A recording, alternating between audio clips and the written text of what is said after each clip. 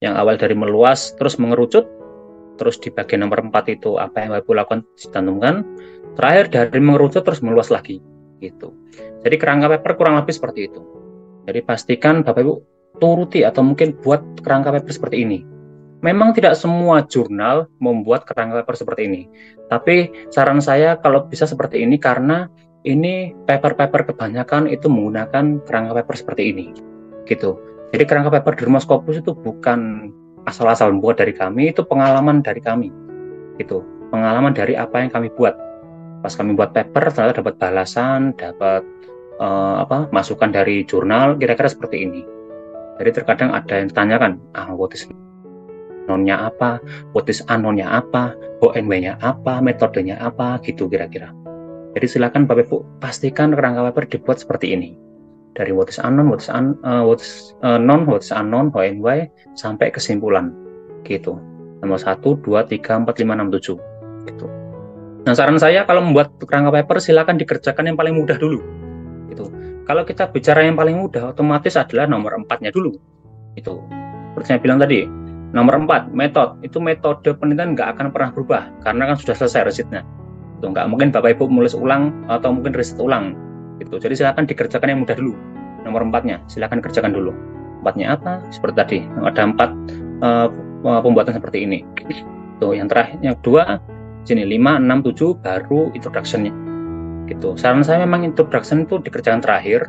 Takutnya kalau Bapak Ibu keasikan menulis introduction atau pembukaan, nanti lari.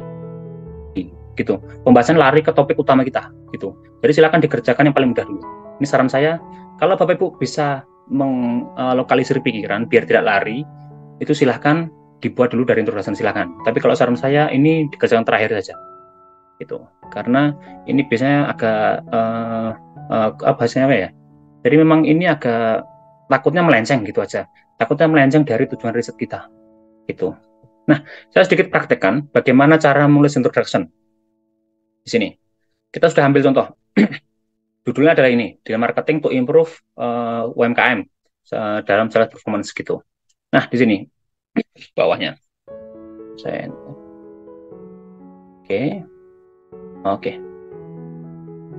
Oke, ini sudah. Nah, di sini Bapak Ibu.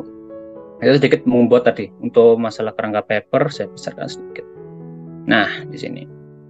Untuk kalau judulnya sama kayak tadi, otomatis, dan ini sudah kita buat. Introduction, kita bicara tentang what is known-nya dulu. Known ya. Jadi pernyataan-pernyataan positif di mana saat kita bilang seperti itu orang lain bakal setuju. Kalau judulnya seperti ini dan saya buat kalimat seperti ini, kira-kira orang lain setuju atau tidak? Judulnya adalah Digital Marketing Model to Improve Marketing Performance gitu. Kira-kira kalau kalimat yang saya tawarkan adalah seperti ini, orang lain setuju tidak? Penjualan adalah kunci keberlanjutan bisnis. Gitu. Jadi silakan Bapak Ibu berikan argumen, pernyataan yang dimana saat orang lain dengar atau mungkin baca, itu setuju. Gitu. Jadi berikan pernyataan atau goda mereka sebelum Bapak Ibu tawarkan solusinya itu silakan berikan apa ya bahasanya, goda-goda gitulah kira-kira, kalimat-kalimat positif di mana saat Bapak Ibu bilang seperti itu orang lain setuju gitu. Seperti ini, penjualan adalah kunci keberhasilan sebuah bisnis gitu. Ini kan orang lain yang dengar pasti setuju tuh. Yang kedua, penjualan dapat dilakukan oleh divisi khusus yang disebut pemasaran, kan berarti menyempit. Yang awalnya adalah penjualan sebagai keberlanjutan bisnis, yang kedua penjualan diperlukan divisi khusus yang disebut pemasaran, kan berarti menyempit kan. Nah di bawah, divisi pemasaran memiliki kewenangan untuk berinovasi untuk menarik penjualan gitu, dalam menarik penjualan. Jadi semakin sempit, yang awalnya luas habis itu menyempit gitu. Jadi silakan buat kalimat-kalimat sempit seperti ini, simpel-simpel aja, SPOK aja, subjek, predicate, objek, nggak perlu banyak-banyak, nggak perlu sampai mendayu-dayu seperti itu, nggak perlu. Jadi buat aja kalimat yang simpel-simpel saja, SPO, tapi yang bikin orang lain setuju gitu kira-kira. Terakhir, divisi pemasaran harus memiliki dana khusus dan kalian khusus gitu. Oke, nah ini sudah. What is known-nya kira-kira seperti ini. Nanti Bapak Ibu bisa disesuaikan dengan topiknya masing-masing gitu. Nah, kita bicara tentang what is unknown-nya. What is unknown? Unknown. Jadi kalau tadi ada non, berarti sekarang ada unknown. Unhappy, happy sama unhappy. Itu. Jadi kalau di sini, nah kita bicara tentang yang negatifnya. Kalau tadi di atas adalah penjualan adalah kunci keberlanjutan bisnis, kita bicara masalahnya. Namun pada kenyataannya masih ada usaha kecil yang masih mudah gulung tikar, gitu. Atau mungkin kita rubah. Namun pada kenyataannya masih banyak usaha yang tidak memperhatikan bisnis atau penjualan dalam bisnisnya. Jadi kita bicara tentang pro dan kontranya. Yang awalnya adalah penjualan adalah kunci keberlanjutan sebuah bisnis, kita bicara kontranya. Namun pada kenyataan masih banyak usaha yang tidak memperhatikan penjualan dalam bisnisnya. Gitu kira-kira. Jadi ada positif dan negatifnya. Kita balik gitu. Gitu. Lanjutnya, ada bisnis tidak memiliki divisi pemasaran. Ini kan negatif juga. Tuh. Jadi biasanya kalau di sini negatif-negatif semua. Gitu. Ada divisi bisnis yang tidak memiliki divisi pemasaran. Ini kan negatif juga yang kita dapat dari sini. Nah, divisi pemasaran. Oke. Nah, di sini ada juga ada divisi pemasaran umum tidak mencapai target penjualan. Nah, itu kan juga masalah juga. Itu adalah gap masalah yang Bapak temukan di penelitian gitu kira-kira. Nah, terakhir itu tidak memiliki strategi modern. Nah, itu bisa juga tidak dimilikinya strategi secara modern. Taruh baca. Tidak dimiliki strategi mengikuti zaman modern saat ini. Jadi biasanya dibicara pro dan kontranya begitu Bapak Ibu. Jadi memang motif non-nya itu adalah positif dan ini adalah negatifnya. Itu. Nah, kalau sudah kita bicara tentang how and why. How and why. Itu. Nah, di sini sebenarnya bilang, jadi di sini adalah tujuan, alasan, sama solusi yang Bapak Ibu tawarkan. Yang pertama adalah alasan. Bapak Ibu harus tawarkan kenapa penelitian Bapak Ibu itu penting. Nah, ini penelitian ini penting karena jutaan orang bergantung pada usaha kecil dan menengah, kira-kira seperti itu. Jadi Bapak Ibu harus berani menawarkan pentingnya riset Bapak Ibu. Penelitian ini penting karena apa gitu kan kira-kira. Jadi buat kosakata seperti ini. Tuh. Nah, yang kedua, mungkin ada tambahan. Selain itu, strategi pemasaran untuk UMKM dapat memperkuat ketahanan nasional gitu kira-kira. Ada lagi. Nah, yang kedua adalah tujuan riset. Oke. Nah, di sini. Kalau tujuan riset berarti penelitian ini bertujuan untuk apa? Mengeksplorasi kah atau bagaimanakah gitu. Kalau di sini adalah mengeksplorasi bagaimana model pemasaran digital dapat membantu meningkatkan kinerja penjualan UMKM di kota bolak-balik, contoh gitu kira-kira. Gitu. Jadi biasanya seperti ini. Jadi alasan Bapak Ibu riset itu apa? Alasan pentingnya itu kenapa? Terus mungkin solusi atau mungkin tujuan riset Bapak Ibu apa? Gitu. Jadi how and why seperti ini. Jadi itu rasanya simpel sebenarnya. Cuma 1, 2, 3, 4, 1, 2, 3, 4, ini juga 3. Jadi intervalnya cuma ada 7 sampai 10 gitu kata. 7 sampai 10 udah gitu aja. Nah, kita masuk ke bagian metode. Metode apa yang Bapak Ibu teliti, apa yang Bapak Ibu lakukan gitu. Sama. Jadi kalau di metode tadi seperti ini, dasar desainnya apa sampelnya apa, instrumennya apa, prosedurnya apa, itu berarti isinya seperti ini kurang lebih. Jadi riset ini menggunakan pendekatan apa? Kuali atau kuantitatif atau mix method gitu. Silakan dijabarkan aja. Jadi penelitian riset ini atau mungkin penelitian ini menggunakan pendekatan kuali, kuanti atau mix. Silakan gitu. Cuma dijabarkan itu aja. Oke. Nah, kalau sudah dari populasinya sebanyak 10 diambil sampel 100 dengan cara apa gitu, pakai purpose random sampling atau mungkin wawancara atau mungkin apa gitu kira-kira. Tuh, jadi memang di sini cuma apa yang Bapak Ibu lakukan. Itu aja, simpel sekali. Oke. Nah, terus instrumen berarti apa yang Bapak Ibu alat-alat yang digunakan di sini. Jadi data didapatkan dengan cara apa? Wawancara, survei, observasi, dan seterusnya. Itu. Nah, setelah data diambil itu diapakan? Kalau di sini berarti saya enter. Nah, analisis data menggunakan triangulasi gitu, atau mungkin SPSS, karena mungkin biar tahu SPSS atau apa gitu. Kira-kira apa yang Bapak Ibu setelah data diambilkan diapakan? Itu analisis data menggunakan triangulasi atau SPSS atau apa? Bebas, tergantung apa yang Bapak Ibu lakukan gitu. Untuk metode seperti itu. Udah simpel sekali, cuma tinggal 4 kalimat berarti. Ya, 4 kalimat ini. Udah. Ya sudah. Nah, result itu biasanya berupa data. Jadi data di sini biasanya berupa gambar. Contoh kalau gambar di sini adalah contoh gambar 1 tentang apa? Tentang saya mungkin buat tentang kenaikan jumlah konsumen terhadap produk. Nah, jadi apa? Jadi biasanya kalau berupa gambar seperti ini, kalau pun tabel ya buat aja tabel 1 tentang mungkin hasil wawancara gitu kan, wawancara terhadap apa ya, pengusaha pelaku UMKM gitu kira-kira. Jadi kalau result biasanya hanya berupa data, gambar, grafik, tabel, atau mungkin gambar screenshot atau apa gitu kira-kira. Jadi gitu, biasanya berupa gambar, tabel, atau mungkin ya draft, terus kayak flowchart atau apa gitu kira-kira.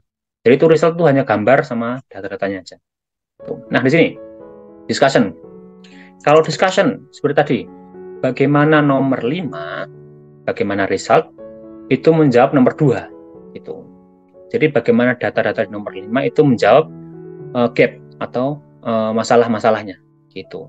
Jadi kalau di sini kita buat berapa paragraf?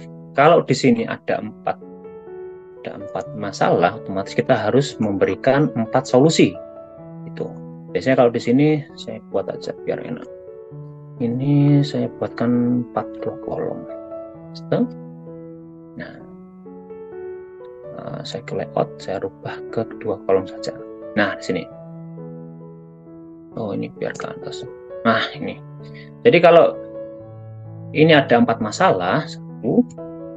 Nah, ini 2, 3, 4. Jadi ada 4 masalah. Otomatis kita perlu 4 paragraf di sini. Dan itu Bapak Ibu silahkan dijawabnya dari yang paling bawah. Gitu.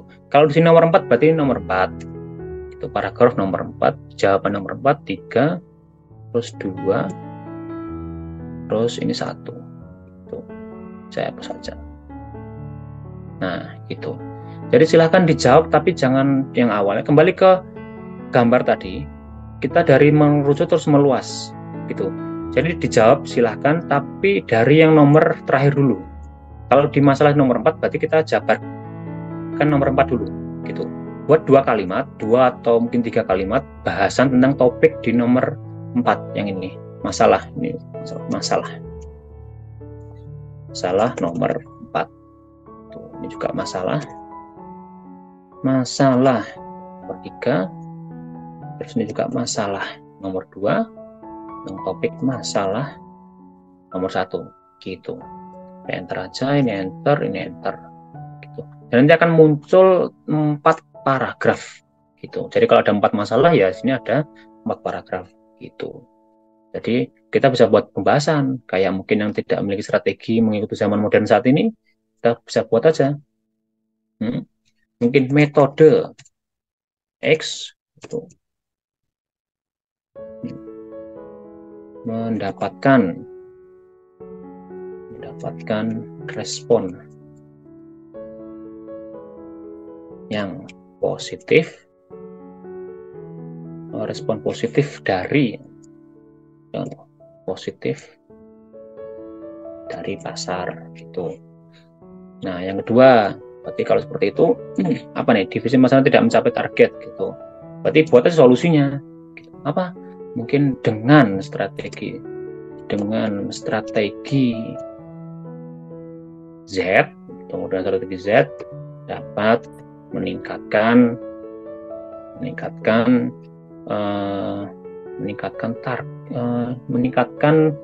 untuk mencapai target penjualan itu. Jadi silakan Bapak Ibu buat kalimat-kalimat atau mungkin pembahasan di mana itu menjawab dari masalah-masalah yang ada. Gitu. Udah seperti itu aja Bapak Ibu. Nah, yang terakhir kesimpulan. Nah, kesimpulan tadi. Jadi kalau kesimpulan itu biasanya berisi ringkasan kan. Ringkasan secara singkat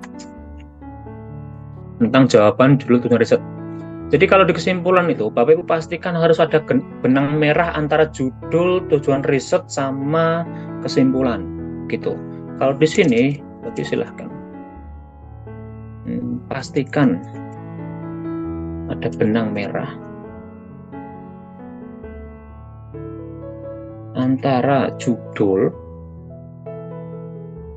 tujuan riset, sama kesimpulan. Itu. Jadi di sini biasanya kita menjawab tujuan riset. Jadi kalau kalimat pertama itu tujuan riset Bapak Ibu apakah tercapai atau tidak, gitu. Jadi silakan Bapak Ibu cantumkan apakah riset yang Bapak Ibu lakukan itu menjawab tujuannya, gitu. Jadi kalau dia menjawab, beri poin-poin pendukung, gitu. Beri poin-poin pendukungnya, gitu. Kira-kira 1 atau 2, gitu. Nah yang terakhir kita bicara tentang makna dari kesimpulan. Nah, di sini, jadi kontribusinya, dia bisa berupa teori atau mungkin praktek. Jadi bisa bermanfaat untuk yang akademisi atau pelajar atau mungkin yang orang yang praktek, gitu, praktisi, gitu kira-kira. Jadi pastikan harus punya makna dari kesimpulan, kontribusinya apa, gitu. Kira-kira seperti itu. Jadi kalau masalah kesimpulan cuma sedikit aja, paling ya berapa ya? Mungkin hanya 100 atau 200 kata gitu kira-kira. Sedikit aja. Yang penting itu. Yang pertama, apakah dia menjawab tujuan riset Bapak Ibu, terus berikan poin-poin pendukungnya, lalu manfaat atau kontribusi makna dari riset tadi. Gitu. Itu bisa berdampak terhadap untuk teori atau mungkin yang praktek. Gitu kira-kira. Nah, ini sudah. Untuk anatomi sudah selesai. 1, 2, 3 selesai. Nomor 4 tadi kita sudah singgung, juga sudah selesai. Translate. Nah, saya sedikit ulangi kembali.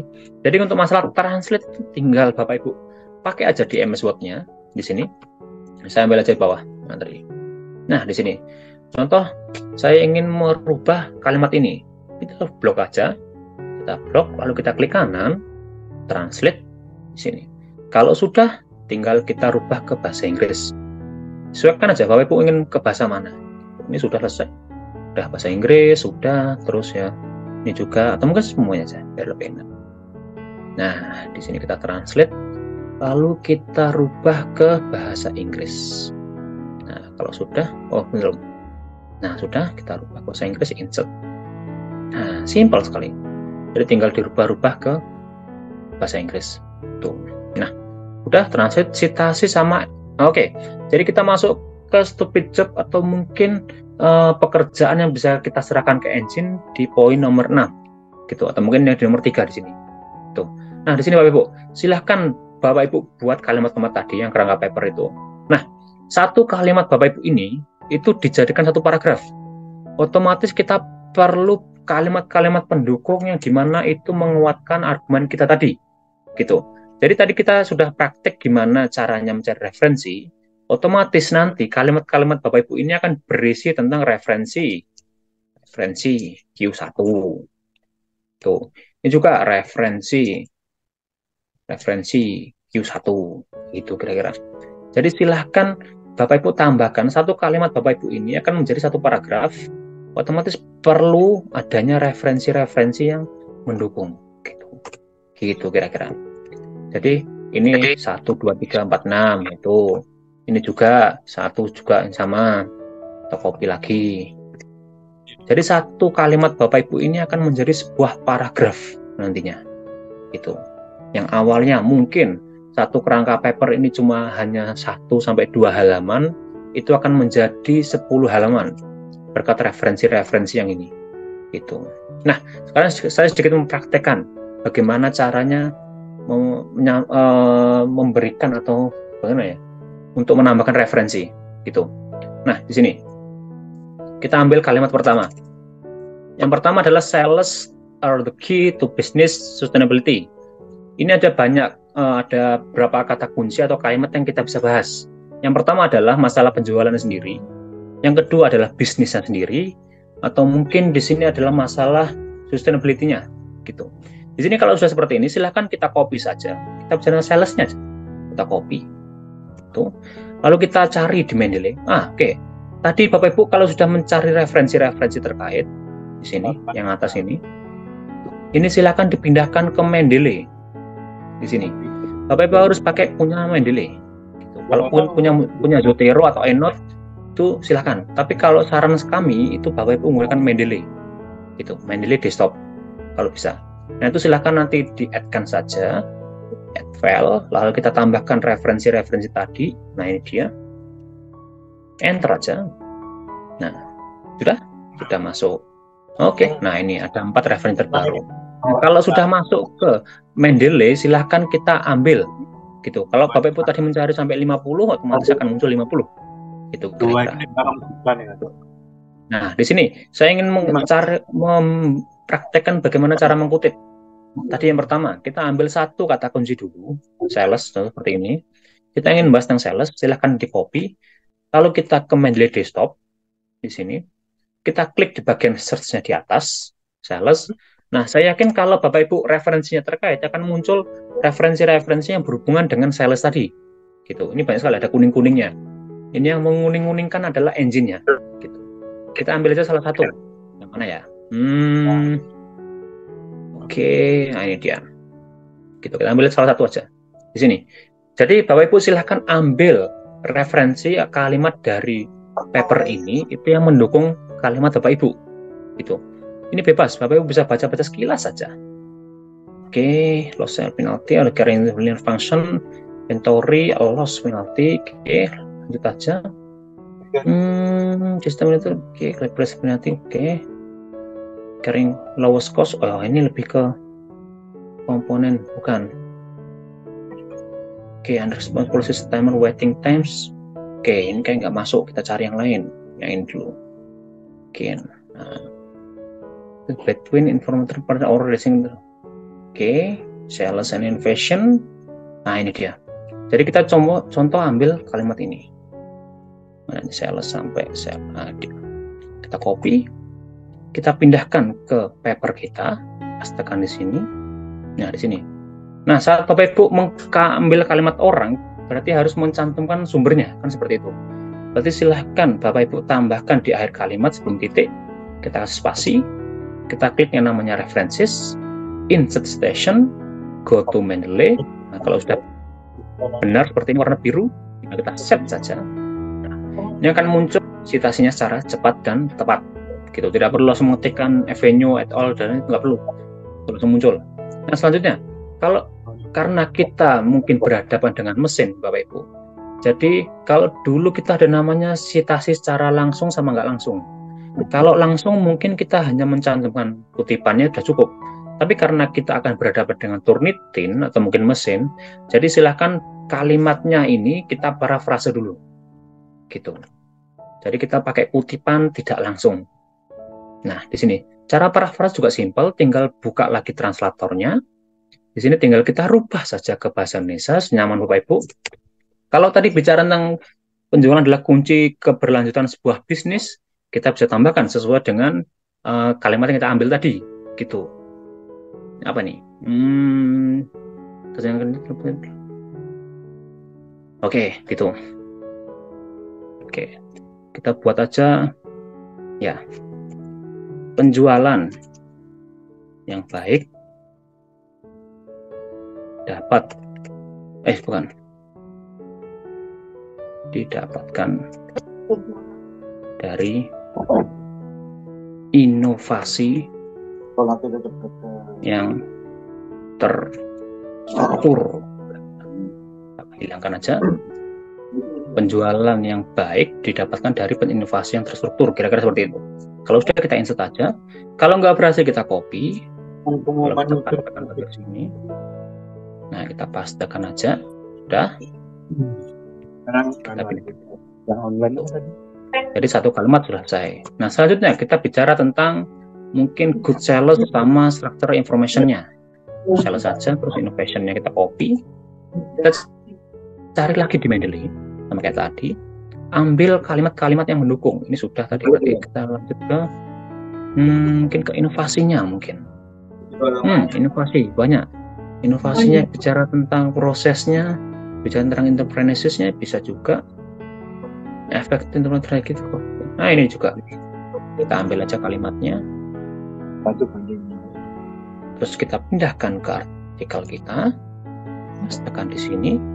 Oke, ini karena besar saya kecilkan saja. Nah, di sini. Sama kayak tadi, kalau kita mengambil kalimat orang, kita harus mencantumkan sumbernya.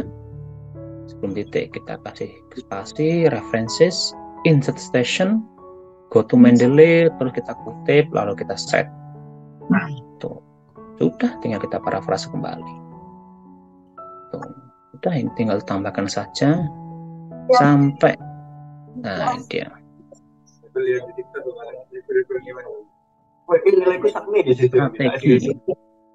Strategi dalam kewirausahaan dapat memberikan keefektifan dalam inovasi perusahaan.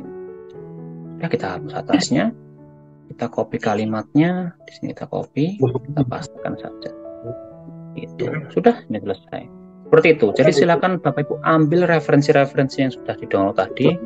Itu kira-kira 4-5 referensi. Jadi satu kalimat ini akan jadi satu paragraf yang awalnya hanya satu kalimat. Gitu. Nah, tambahkan lagi 1, 2, 3 sama kan di bawahnya. Itu. Begitu, Ibu. Terus selanjutnya kita masuk ke itu sudah ya. Citasi, reading referensi sudah. Oke. Nah, kita masuk ke finding target jurnal. Bagaimana kita menemukan jurnal tujuan? Kalau kita bicara target jurnal, otomatis Bapak Ibu harus cari di Scopusnya langsung. Bapak Ibu ingin tembus Scopus, ya kita cari jurnal-jurnal Scopus. Gitu. Nah, saran saya kalau Bapak Ibu mencari jurnal Scopus, langsung ke Scopusnya. Gitu. Tadi di awal kita pakainya search. Kalau kita mencari jurnal, kita pakainya sources. Di sini ada sources. Nah, di sini.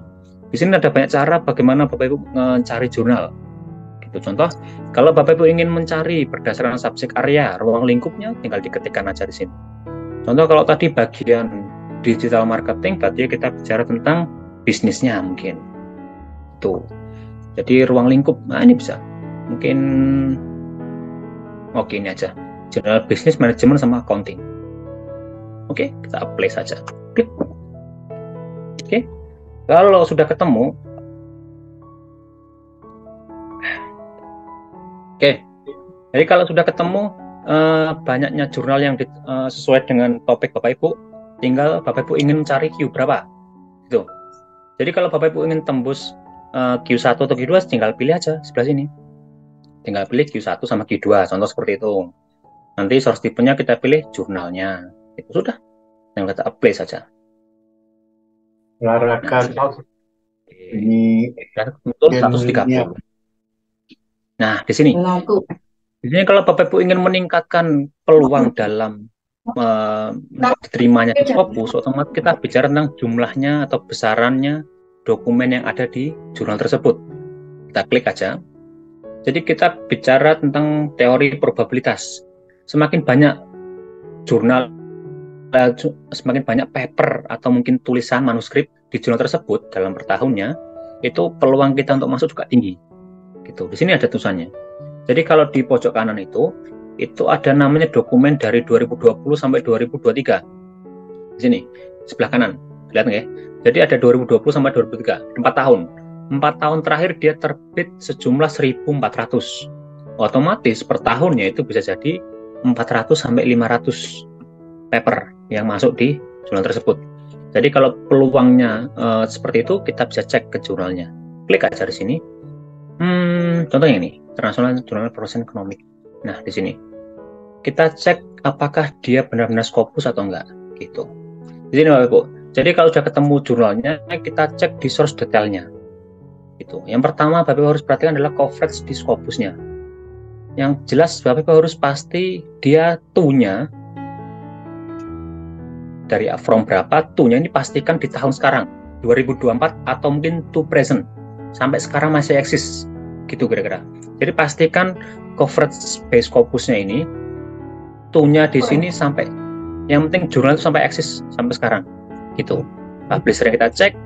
Kalau Bapak Ibu ada kebutuhan khusus kayak SCR-nya berapa, kita bisa cek juga, gitu.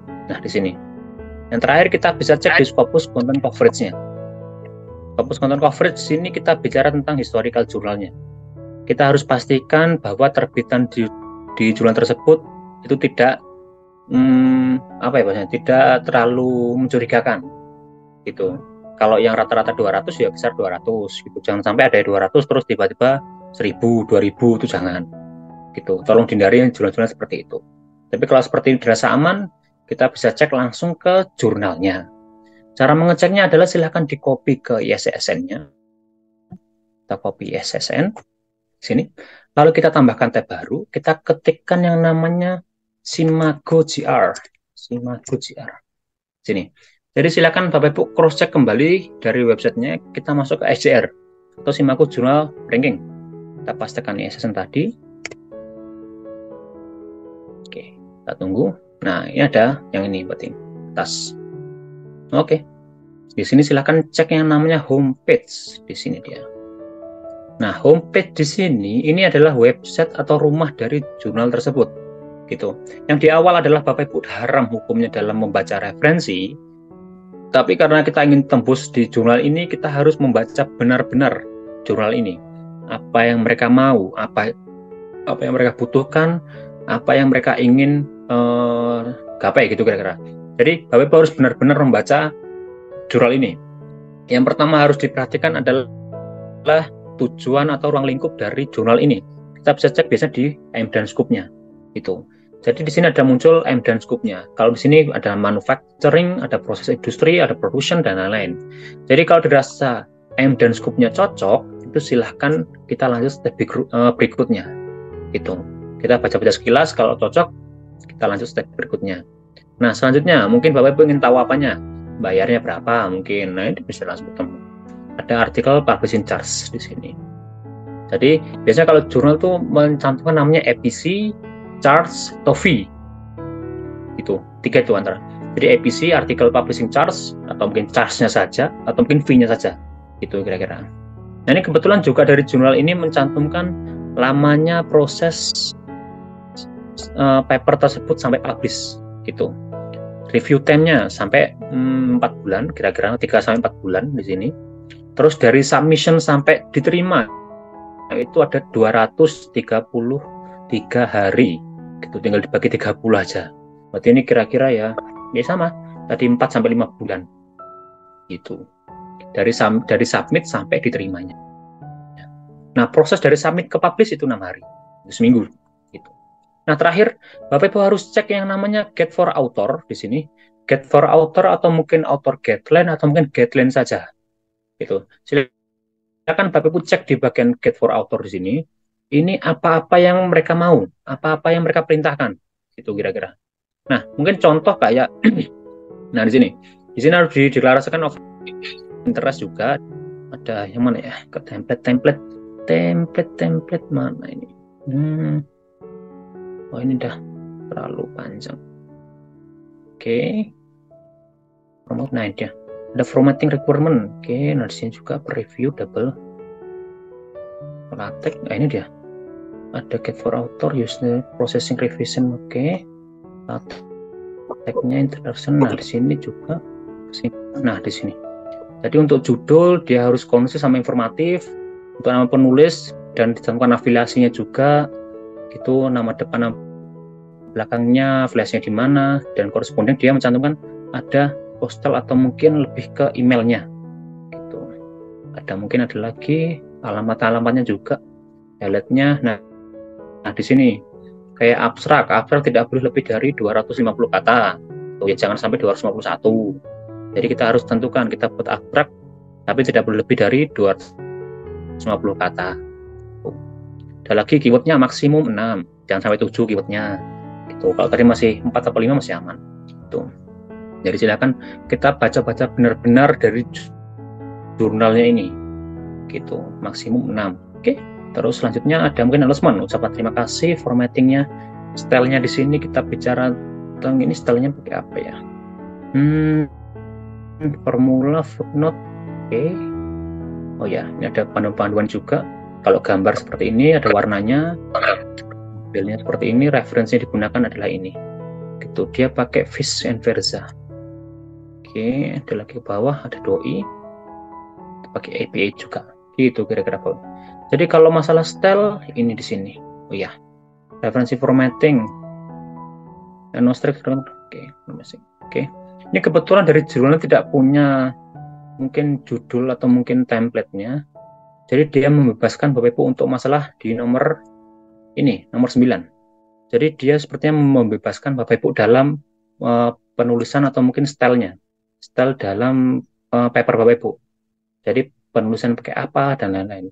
Saya mungkin sedikit contohkan kalau jurnal yang dimana dia punya template-nya sendiri. Gitu.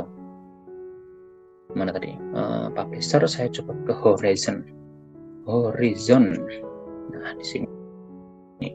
Terus di apply saja. Nah, di sini saya cek tadi di mana ya? Food Census. Ini dia. Ini saya cek ke jurnalnya. Cek aja jurnalnya, nanti masuk ke publishernya. Nah, saya hapus dulu yang tidak. Nah, di sini. Jadi kalaupun dia mencantumkan template, nanti bentuknya seperti ini. Jadi saya ke author guideline. Nah ini dia. Jadi dia berupa manuskrip template ini. Dan dia biasanya nanti template-nya berformat MS Word atau template dari MS Word. Kita klik aja di sini, klik here, nanti kita download. Oke. Tuh, nanti biasanya berupa seperti ini. Template. Nah ini dia. Ini dia. Jadi untuk masalah template seperti ini. Jadi kalau dari jurnalnya punya template itu malah lebih mudah kan. Contoh seperti ini. Dari jurnalnya dia meminta untuk kolomnya 2 seperti ini. Ada 2 kolom gambarnya seperti ini. Udah. Kalau seperti ini tinggal kita gabungkan aja. Contoh kalau papernya sudah jadi, nah, kita ambil paper. Nah, paper kita di sini. Nah, ini. Kalau judulnya buat sama aja, kita copy saja judulnya, kita pindahkan ke template, kita pastekan spesial. Udah, berarti yang atas kita hapus. Nah, di sini kita besarkan saja, cocokkan. Dia pakai capital H word. Nah, ini dia. Tone-nya kita kecilkan, off-nya kita kecilkan. Nah, gitu. Sudah sama. Ini smash-nya dibesarkan semua. Smash. Oh, sorry, kecilkan aja. Smash. Nah, penulisnya, jadi kalau ada penulis tinggal cantumkan aja. Contoh kalau di sini saya buat penulisnya ada di bawahnya mungkin. Contoh penulis pertama saya Van, terus nanti atau mungkin Pak Jo aja. Jadi Jumintono, ini sebagai penulis pertama. Jadi saya sebagai penulis kedua. Saya coba kasih ke atasnya. Ini biar kelihatan. Oke. Nah, ini tambahkan 1, ini tambahkan 2 gitu. Jadi kalau ada 2 penulis, ya udah kita copy aja nama penulisnya, kita pindahkan ke template jurnalnya, tekan aja. Nah, kita paste, lalu kita ini oke. Lagi kita copy, kita pindahkan lagi. Nah, pastekan lagi. Oke. Kalau tidak ada, nggak ada. Oke. Nah, di sini kalau dia berperan sebagai corresponding, dia biasanya ada tanda bintang seperti ini. Kalau ada bintang, tinggal kita tentukan yang mana bintangnya, yang mana. Kita Gitu. Siapa yang berperan jadi corresponding autornya. Gitu. Ya, aku saja. Oke, nah afiliasi sama. Jadi kalau ada afiliasi silahkan dipastekan di sini. Nanti kalau ada yang kurang biasanya kode pos sama kalau jurnal itu biasanya dari kampusnya apa, namanya siapa, namanya apa, negaranya mana, kode posnya apa, terus nanti tambahkan sama mungkin kayak Yogyakartanya atau mungkin kayak kabupaten, provinsi gitu kira-kira. Jadi hanya seputar informasi seputar afiliasi dari penulis tersebut. 1, 2 atau 2. Kalau enggak ini silakan aja. Gitu. Nah, nanti kalaupun di sini berarti kita tambahkan aja. Contoh di sini. Copy. Kita pindahkan ke template. Pastekan saja. Nah, di sini muncul permasalahan, dia sitasnya tidak hidup. Jadi kita hilangkan dulu. Nah, di sini. Jadi kalau Bapak Ibu ingin menyamakan antara yang kutipan yang paper kita dengan template itu silahkan kita pakai yang namanya format pointer di sebelah kiri. Ini sebentar saya besarkan. Nah, ini dia. Nah, ini. Jadi silahkan pakai namanya format pointer ini. Gitu. Jadi kita bisa ambil template dari jurnalnya, diklik aja, klik. Lalu kita pastekan di format pointer, lalu kita blok kalimat seperti ini, lepas. Nah, jadi sudah sesuai dengan template contohnya. Jadi nanti kalau sudah jadi satu full paper, itu bisa langsung pakai format pointer saja. Gitu. Contoh kalaupun ini mungkin tulisannya beda, formatnya Calibri mungkin, dan ini fontnya 12 gitu, ini kan beda sekali. Itu silakan klik namanya template, terus nanti pilih namanya format pointer di sini. Kita blok saja kalimatnya, lepas gitu. Jadi kalaupun ada banyak tambah-tambahan itu kita pakai format pointer ini. Itu membantu Bapak Ibu untuk menyamakan template dari sumber atau mungkin fontnya, mungkin style dari template ke artikel kita. Itu sama kalau judul juga sama. Jadi yang awalnya mungkin seperti ini, kita coba copy, kita pastekan di bawahnya. Nah, di sini kan beda sekali. Terus silakan klik di template-nya, lalu klik namanya format pointer. Kita blok aja kalimatnya. Lepas. Nah, udah sama. Gitu. Untuk masalah template selesai. Oke, template sudah selesai. Nah, author guideline kayak tadi. Jadi untuk author guideline sama kayak tadi, Bapak Ibu silakan cek di bagian di guideline-nya sini atau mungkin panduan untuk autornya itu dibaca benar-benar. Gitu. Seperti ini contoh. Jadi judul tidak perlu lebih dari 20 kata. Jangan 21. Nah, penulis detailnya kayak ini harus full name-nya, isinya ada afiliasi juga termasuk. Itu tambahkan email itu optional. Itu. Abstraknya di sini membatasi 200 sampai 350 kata. Gitu, jangan lebih dari 350. Keyword sama. Nah, itu. Jadi kira-kira kalau objek author guideline itu mengikuti apa yang mereka mau. Jadi ibarat kita harus menjadi makmum yang taat. Kalau imamnya ruku, ya kita ruku, ya kalau sujud, sujud, gitu kira-kira. Jadi kita harus benar-benar ikutin apa yang mereka mau. Gitu. Jangan sampai Bapak Ibu papernya ditolak cuma karena tidak mengikuti author guideline itu kan kayak apa ya, masalah sepele banget gitu. Jadi silakan benar-benar diperhatikan. Gitu. Kayak introduction-nya apa aja. Kurang lebih sama kok. Tuh, jumlah katanya sama. Ada jumlah kata tidak ya? Oh, ini dia. Jadi kalaupun dari jumlah bisa menambahkan di sini. Jadi dari manuskrip Bapak Ibu itu pasti harus bahasa Inggris dan paper diterima for publication 5 sampai 20 halaman.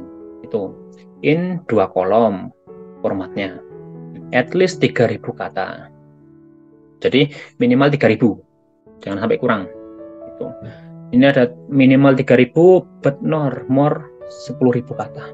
Jadi minimal 3.000, maksimalnya 10.000. Gitu. Tinggal Bapak Ibu cari aja di jurnal tujuannya. Harus benar-benar diperhatikan. Ini inclusive of references, termasuk untuk yang daftar pustakanya. Gitu. Nah, tadi mungkin saya sedikit lewat. Kalau Bapak Ibu menuliskan kutipan di bawah ini ada kutipan seperti ini. Ini kan ada warna hitam-hitam seperti ini. Ini berarti tandanya dia digital sudah hidup. Gitu. Dan biasanya nanti di daftar pustaka di bawah itu akan muncul. Kalaupun nggak muncul, tinggal kita panggil saja references, insert bibliografi, gitu. munculkan saja. Nanti kalaupun dari jurnal mintanya kayak ada angkanya, tinggal rubah aja pakai angka H gitu. Kalau mereka mintanya pakai footnote, ya kita pilih yang ada footnote-nya. Nah, apa ya? Ini ada. Oke, dan gitu. Nanti di atas kita cek. Ini dia. Jadi stylenya ini 1, 2, nanti di bawahnya ada footnote-nya. Itu catatan kaki. Ini tergantung dari apa jurnal minta gitu kira-kira. Jadi memang setiap jurnal punya gaya selingkuh masing-masing. Jadi Bapak Ibu harus pastikan benar-benar memahami isian atau panduan yang mereka minta gitu. Jadi benar-benar kalau masalah jurnal harus benar-benar teliti gitu. Jangan sampai ditolak karena nggak ikutin author guideline. Itu kan kayak sepele banget itu Bapak Ibu. Nah, mungkin terakhir dari kami ini ada tambahan. Nah, sini. Jadi sebelum Bapak Ibu submit nanti, kalau bisa saat submit pastikan 8 poin atau 8 ini harus sesuai gitu, harus benar-benar sudah atau belum gitu, benar-benar atau belum. Jadi yang pertama kita ulas kembali dari awal tadi, dari judul kesimpulan apakah sudah mencerminkan kontribusi. Jadi Bapak Ibu pastikan dari judul sama kesimpulannya itu apakah memberikan manfaat atau kontribusi dari papernya gitu. Sama kayak tadi, kalau bisa paper kita bermanfaat untuk orang yang bukan akademis sekalipun gitu. Nah, yang kedua, referensi apakah sudah dominasi paper-paper terbaik dan 5 tahun terakhir gitu. Kalaupun nanti paper Bapak Ibu mungkin referensinya kurang karena topiknya unik gitu, kayak di bidang seni atau apa, itu kan kadang-kadang dari paper Scopus sedikit gitu. Itu tidak dimasalahkan, tidak harus 100% itu referensi Bapak Ibu itu 5 tahun terakhir dan Scopus, tapi mereka bisa membatasi 80%. 80% harus Scopus sama terbaru. Nah, 20% sisanya itu bebas. Silakan. Bisa dari buku atau mungkin dari referensi-referensi lama gitu yang benar-benar itu mempengaruhi isi dari paper tersebut, itu boleh gitu. Jadi tidak muluk-muluk harus 100% Scopus. Tapi karena Bapak Ibu ingin tembus Scopus, otomatis harus referensi-referensi dari Scopus gitu. Nah, yang ketiga, bahasa Inggris kayak tadi. Jadi Bapak Ibu harus pastikan bahasa Inggris yang Bapak Ibu translate ini harus benar gitu. Tadi sedikit tambahan, kalau mungkin dirasa bahasa Inggrisnya tidak benar di sini, Bapak Ibu bisa tambahkan yang namanya Grammarly gitu. Ini alat juga membantu, di mana ini bisa menghaluskan kalimat gitu. Jadi kalau mungkin kita pakai translator tadi dan bahasanya masih sangat kasar, silahkan Bapak Ibu pakai namanya Grammarly ini gitu. Contoh saya punya sebuah paper yang dimana dia sudah jadi, saya ambil pakai Grammarly gitu. Jadi pastikan kalau pakai Grammarly itu sampai no grammatical error, tidak ada grammar atau kalimat yang salah gitu. Saya contoh ini contoh paper yang sudah jadi. Di sini Bapak Ibu bisa cek di belah kanan ini, itu adalah kesalahan-kesalahan di mana kesalahan-kesalahan tulisan kita gitu. Contoh ini ada have an effect gitu. Ini terlalu panjang, kita klik aja efeknya. Terus kayak is di sini harusnya pakai are. Itu udah klik aja ganti are. Bawa lagi.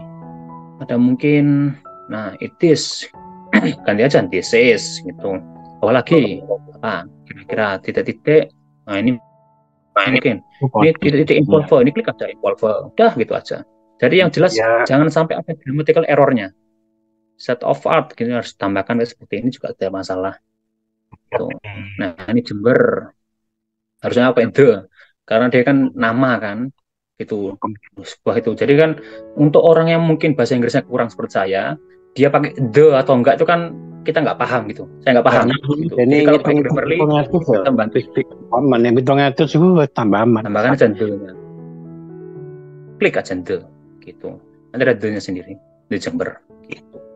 Jadi yang penting Grammarly ini bantu untuk menghaluskan mungkin apa ya, kosakata tulisan dari paper kita gitu. Ada lagi farmer nih, ini bisa Bapak Ibu pindah tambahkan kutip atau mungkin S-nya dihilangkan sama aja, klik aja mudah gitu, selesai.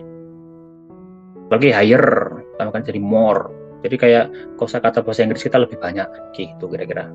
Ada lagi oke, banyak ada N. N-nya dihilangkan, oke hilangkan aja, in-nya ganti by, udah gitu. Jadi memang ini membantu sekali untuk dimana kalau kita nggak yakin dengan tulisan kita bisa pakai Grammarly ini, tuh udah selesai. Nah, gitu. Jadi pastikan jangan sampai ada grammatical error. Gitu. Terus kita masuk ke body of paper sama tadi, kerangka papernya. Pastikan harus sesuai imrat plus kesimpulan di sini. Jadi Bapak Ibu harus pastikan body of paper atau kerangka paper Bapak Ibu itu harus sesuai dengan imrat, introduction, method, result, and discussion, ditambah dengan kesimpulan atau conclusion. Gitu. Jadi memang itu struktur secara umum sebuah paper. Gitu. Dia memberikan contoh imrat atau kesimpulan itu kira-kira. Gitu. Jadi pastikan harus body paper seperti ini. Manus paper, scientific paper. Oke, sudah cukup. Nah, nomor 5, memahami peringkat jurnal di Scopus dan Simago. Gitu. Kayak tadi, Bapak harus pahami namanya Q, kuartil itu apa? Di sini. Jadi kalau Q atau kuartil itu kan berarti 100 dibagi 4, kayak tadi. Jadi kalau 75 sampai 99 itu Q1, kalau 50 sampai 74 itu Q2, kalau 25 sampai 49 itu Q3, dan yang terakhir 0 sampai 24 itu Q4 gitu. Patokan seperti itu. Jadi harus memahami antara peringkat dari Scopusnya. Jangan sampai Bapak Ibu nanti ada tawaran kalau nanti Bapak Ibu ingin tembus Q1 tapi malah ada tawaran saya punya jurnal Q2 itu malah naik. Jangan, memang kalau peringkat tertinggi itu 1, 2, 3, 4 gitu. Bukan dibalik, 1, 2, 3, 4 enggak gitu. Seperti itu. Oke, terakhir bukan, citasi referensi. Nah, ini kayak tadi. Ini contoh paper yang sudah jadi. Jadi saat saya kontrol A seperti ini, nanti ada kayak hitam-hitamnya. Satu kalimat ini jadi sebuah paragraf. Mana batasnya? Nah, dia. Gitu. Jadi satu kalimat ini jadi satu paragraf. Banyak referensi. 4 sampai 5 referensi. Ini 1, sini 2, 3, gitu kira-kira. Jadi memang yang penting harus pakai digital writing. Jadi saat kita merubah stylenya, contoh kita rubah jadi IEEE gitu, udah tinggal kita rubah aja, nanti berubah jadi angka juga. Nah gitu. Jadi kayak berubah 1, 2, 3, 4, 5 gitu. Nah kalau Ibu pakai manual kan ribet, berarti harus satu-satu nanti membenarkannya. Gitu, jangan sampai. Harus pakai digital writing gitu. Nah terus masuk ke cek kembali hubungan benang merah antara judul, tujuan paper, dan kesimpulan. Kayak tadi. Jadi harus pastikan Bapak Ibu antara judul terus tujuan riset sama kesimpulan harus satu benang merah. Gitu. Jangan sampai seperti Indomie, mohon maaf gitu. Indomie itu bungkusnya itu ada ayamnya, ada telurnya, tapi di bungkusnya cuma ada mie sama bumbunya saja. Jangan sampai seperti itu. Jadi kalau bisa judul juga isinya juga sama dengan tujuan riset dan kesimpulannya. Gitu. Kalau tujuan risetnya atau mungkin judulnya itu meningkatkan, ya berarti ya bawahnya juga meningkatkan gitu kira-kira. Jadi pastikan harus sesuai dengan benang merahnya. Gitu. Terus, nah terakhir, template, scope, author guideline apakah sudah sesuai dengan diminta jurnal? Berulang kali saya bilang harus ikutin apa yang jurnal mau. Template-nya dicari, scope-nya apa, author guideline-nya apa. Gitu. Silahkan cek benar-benar di judulnya, di jurnalnya. Apa yang mereka mau, apa yang mereka minta. Kalau minta sujud ya sujud, kalau rukuk. Gitu. Silakan benar-benar dibaca apa-apa yang mereka mau. Kayak harus appendix, ada acknowledgement, table title-nya harus seperti ini, table formatnya harus seperti ini, itu harus benar-benar diikuti. Gitu. Bu. Jadi jelas harus benar-benar diikuti untuk masalah panduan untuk jurnalnya. Jangan sampai kita miss di sini. Gitu. Nah nanti untuk masalah submit bisa kita langsung submitkan saja.